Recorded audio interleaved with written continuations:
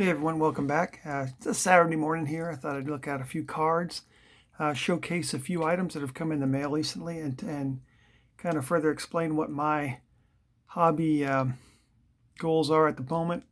I'm trying to save as much money as I can as I kind of am in between jobs here. I'm gonna in my military career here at the end of this month of February, and then I'm going to start a new job. I'm already working on getting things lined up to start at the beginning of April. But I just wanted to have as much cash on hand as I could for that period. So I have been very limited on my purchase.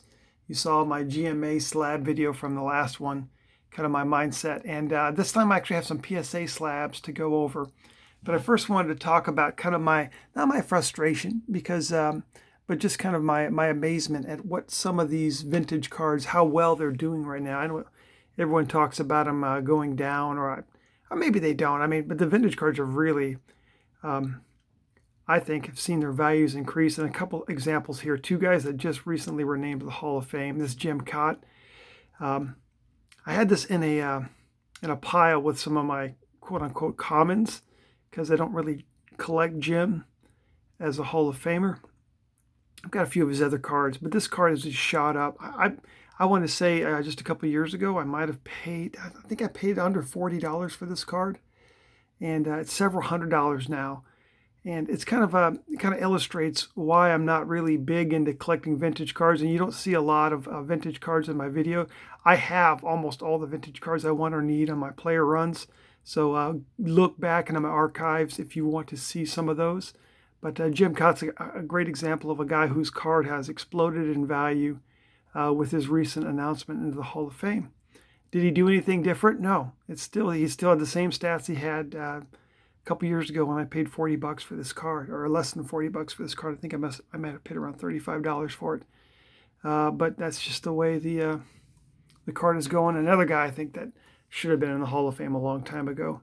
It says Pedro Oliva, but this is the Tony Oliva rookie card. I definitely wanted to add this to the collection many years ago. I bought this, I want to say around $60 for this. And Tony's the guy that I've always felt deserved to be in the Hall of Fame, and was not surprised that he finally made it. I remember one time somebody asked me, "Do you have the Ed Kranepool rookie?" I'm like, "Yeah, it's the Tony Oliva rookie." And then Max Alvis was a pretty good third baseman for the Indians as well too. All right, though, back to the main purpose of this video, and that's to showcase kind of the stuff I picked up over the week. I bought this all from the same seller, awesome seller, as you'll see, and he had listed on his cards that it was almost $10 shipping, and so I said, do you do combined shipping? And he said yes, and he said it wouldn't be anything extra, so everything would be shipped first class, U.S. mail priority. And so that was the green light to bid on as many of these cards as I wanted to. So I think I got 12 cards here, and I'll go over the price point of them minus the shipping, because that was $10 total for all 12 cards. So the first one for my Jim Palmer collection is 83 Fleer and a near mint 8. I think I won this one for $2.25. Quite a few from the 86 Topps Traded set. A Bobby Bonilla, infamous for his pay contract structure and the fact that he still gets paid the bucks even today. He was he a 6-time All-Star, 3-time Silver Slugger, really good player. And I show kind of these mindset, like what I'm showing before. I showed the Pedro Oliva and the Jim Cott cards. I mean, those guys were not Hall of Famers until well after their playing careers. Well, some of these guys, they each have their moment in the sun where they are stars at their respective positions or of the game at their time, but they're not probably going to be Hall of Famers. Kevin Mitchell, this guy, talk about a great start. He was a member of that 86 Mets team, as you can see here, that won the World Series. And then he also made it to the World Series in '89 with San Francisco, in which he was the National League MVP. It was an All-Star year that year and the year after too, before he became more of a journeyman, but still put up good numbers. And this guy, I think he was drafted. He wasn't even a baseball player. He was just such an athletic specimen. Kevin Mitchell. Remember that barehanded catch that he had back in with his '89. $1 for that Kevin Mitchell and $1 for the Bonilla. Another card that I paid the minimum bid of $1 for is this Phil Niekro traded. Hall of Famer. It's all about longevity with Niekro, a 300-game winner. That knuckleballer.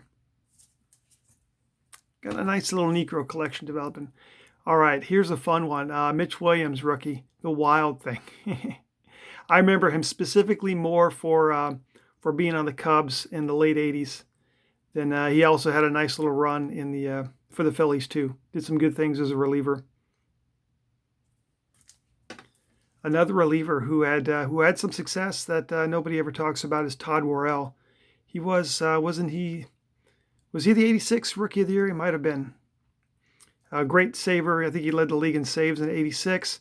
He had Tommy John surgery in the late 80s, and he was out for 2 years of baseball.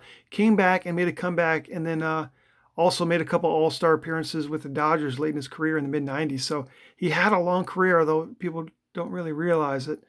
I know I didn't really until I did a little bit of research, but 99 or for $1 for this card as well. Another Hall of Famer that I got for $1, this score traded Goose Gossage in a mint 9. Hall of Fame reliever towards the tail end of his career. Here's a guy who has, I think we have 11 gold gloves. Just a tremendous fielder. Probably the most dominant fielding shortstop of his generation of the 90s. And there's some good ones too. I mean, think of all the good shortstops in the 90s, and he was probably the best with the glove of any of them, or right up there at least. Vizquel in a 9, got that for $1. A Dennis Eckersley, 89. Now this is just it's not his base card from that. It's you can see the American League. What is this? American League ALCS MVP card. But just a cool card of him pitching, man. Let me tell you, he was dealing, dude. He could deal back in the day. When you came out there to win the game for Oakland, man, he was money. Except when he was facing Kirk Gibson in the World Series in '88. But still, cool card for $1. Another card I got for $1. This Tom Gordon rookie. 89 Upper Deck. I believe this is the high number series. Tom Gordon started his career as a starting pitcher. Had a really good year in '89. Finished second in the Rookie of the Year behind Greg Olson and one spot ahead Ken Griffey Jr. He eventually became a reliever. I think he won the '98 Relief Pitcher of the Year with Boston. But a really good career.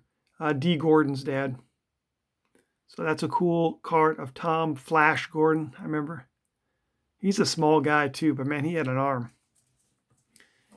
Here's something that's a little bit more modern. This 2011 Bowman Chrome Manny Machado. I think I paid $2.25 for this. Can't go wrong with that. It's not his, it's one of those prospect cards. So it's in between when his first Bowman card comes out in 2010 and when his Topps rookie comes out in 2013. So kind of a tweener, but it's a die cut and it's a refractor. It looked cool. I mean, $2.25. Yeah, I'll take that. And then the last card is actually a hockey card. I do have one other hockey card, and it's a Jaromir Jagr as well. I have his Canadian score, 90 rookie. This is his 90 Upper Deck. Cool picture of him there on draft day, shaking somebody's hand. But lengthy career. This is the most expensive card of the lot, $3.25. So in all, I think all 12 of these cards was somewhere around the $26 point shipped. So, I mean, I really couldn't go wrong with that. These are not like cards I collect as investments. These are just stuff that I look at and say, hey, man, it reminds me of my memory.